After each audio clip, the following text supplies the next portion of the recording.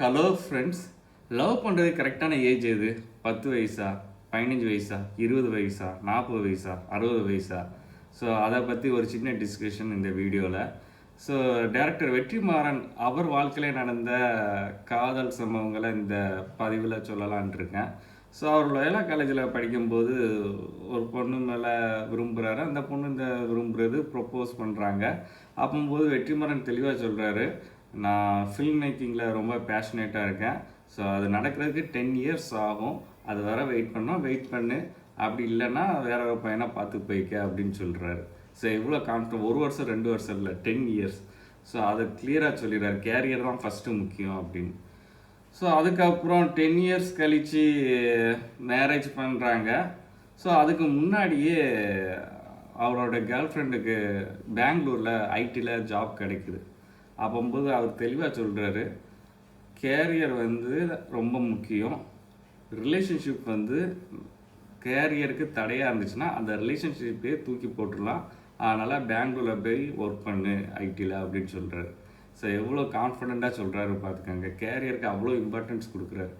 So நம்ம தான் யோசிப்போம், பெங்களூரு ஐடி அது மோசமான சிட்டி அப்படி இப்படின்னு யோசிப்போம். ஃபஸ்ட்டு அவர் கேரியருக்கு தான் ஃபஸ்ட்டு முக்கியத்துவம் கொடுக்குறாரு.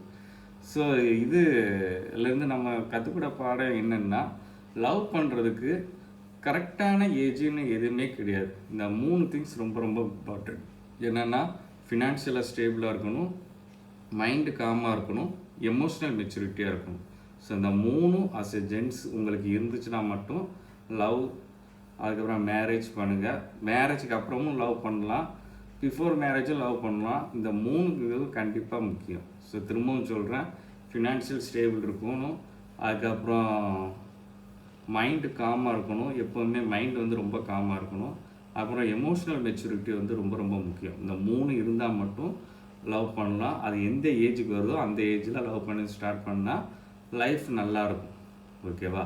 அப்போவும் ப்ராப்ளம் வரும், ஹேண்டில் பண்ணிக்கலாம்.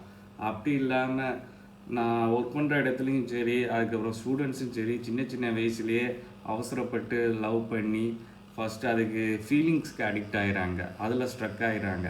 அதனால் கேரியருக்கு முக்கியத்துவம் கொடுக்காம உடனே மேரேஜ் பண்ணி அதுக்கப்புறம் ஃபினான்ஷியல் ப்ராப்ளத்தை ஃபேஸ் பண்ணி அதுக்கப்புறம் ரொம்ப ஸ்ட்ரகிள் ஆகுறாங்க. ஓகேவா? ஸோ ஃபஸ்ட்டு கேரியர் ரொம்ப ரொம்ப முக்கியம். அதுக்கு அப்புறம் தான் மற்ற விஷயங்கள்.